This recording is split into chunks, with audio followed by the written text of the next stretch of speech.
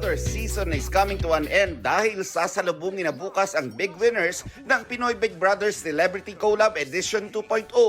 Sino kaya ang magbabagi sa Kapuso Kapamilya Ultimate 8 na sina Caprice, Ashley, Heath at Princess na mga kapuso at sina Lela, Crystal, Miguel at Joaquin naman na mga kapamilya. Abangan ang big announcement na yan 7:15 PM bukas.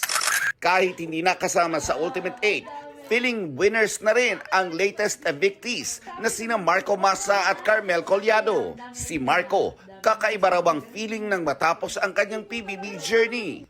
Parang sobrang ready ako to face whatever challenges yung haharapin ko dito sa outside world. And I'm just happy na nakita ko ng tao at na-appreciate nila ako at nakita nila yung mga ipinaglalaban ko as a housemate.